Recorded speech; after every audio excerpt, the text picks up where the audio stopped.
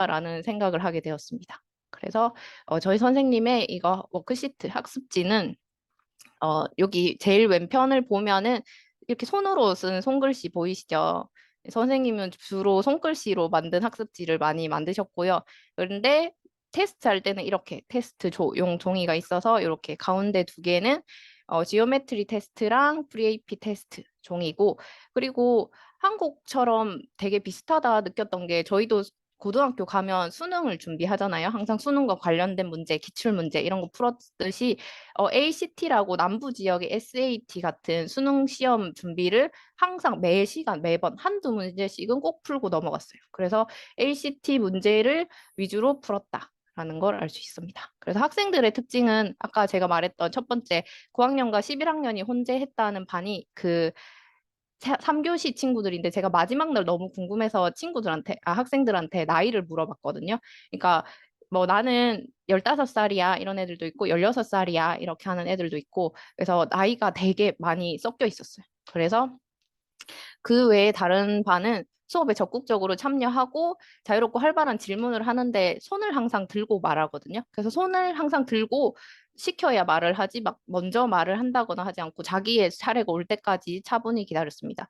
그리고 계산 문제에 계산기를 사용한다는 점이, 저는 그냥 말로만 들었지 이렇게까지 많이 사용할까 싶었는데 정말 정말 많이 사용하더라고요. 그래서 저는 뭐 예를 들어서 루트 3 이러면 뭐 1.717, 루트 2 이러면 1.414 이렇게 어림 잡아서 저는 외우고 있거든요. 근데 아이들이 이 값이 얼마인지 저보고 계산을 해달래요.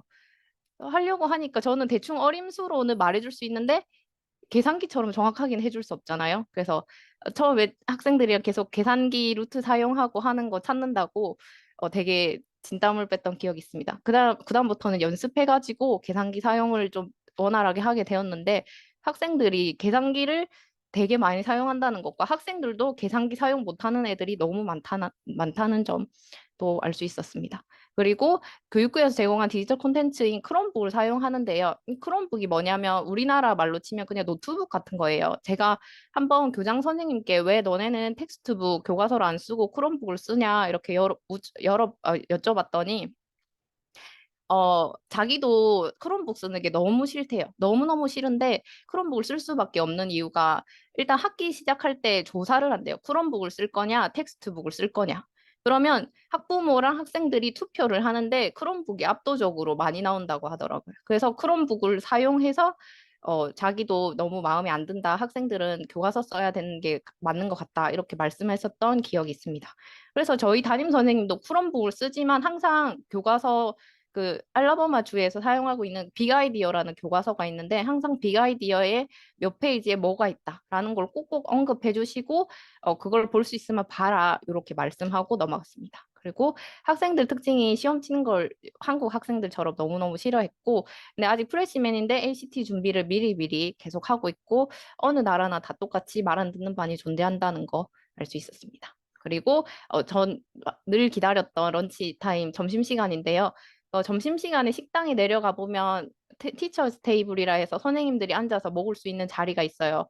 그럼 거기에서 밥을 먹고 있으면 저희 지도 선생님, 라이즈너 선생님은 항상 저랑 그거 제주대 혜연쌤이랑 같이 먹고 있으면 와서 이야기하고 뭐 무슨 행사가 있다 말해주고 항상 챙겨주셨고, 그리고 그 교장 선생님은 지나다니다가 저희가 보이면 와서 뭐 어떻니 괜찮니 이렇게 항상 물어보기도 하고, 그래서 저희들한테 좀 불만 사항이 뭐냐 이렇게 교장 선생님이 물어봤던 것 중에 기억에 남는 게, 저는 그 점심시간이 너무 짧아서 불만이다, 학생들이 25분 만에 밥을 어떻게 먹냐 이렇게 물어봤었는데 어, 교장 선생님도 그게 불만이다라고 하셨고, 자기는 이렇게 수업을 다 학생들 지도를 다 끝낸 뒤에야 밥을 먹는다 그런 말씀도 하셨습니다.